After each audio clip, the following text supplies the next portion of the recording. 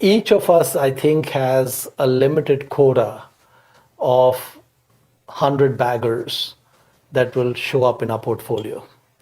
I think I have had more than my quota of 100 baggers that I was smart enough to buy, but too dumb to hold.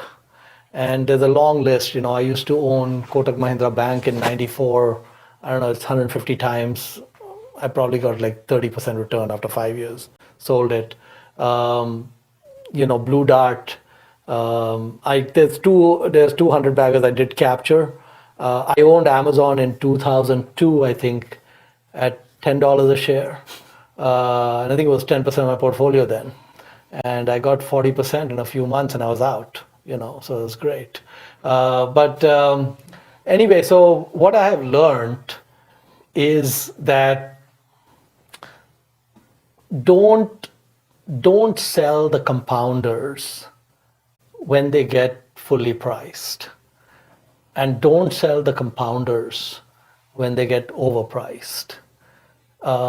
Only sell the compounders when it's absolutely obvious to you that it's egregiously priced.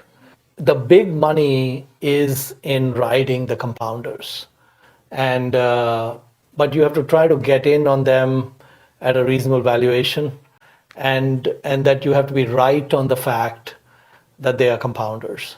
And so, it's a forgiving business. You can be wrong quite a few times and still be okay. The best thing is, I would say, that ignore the market because it really has no relevance, and focus on the minutia, specific business, specific stock price, and hopefully low single digit PE.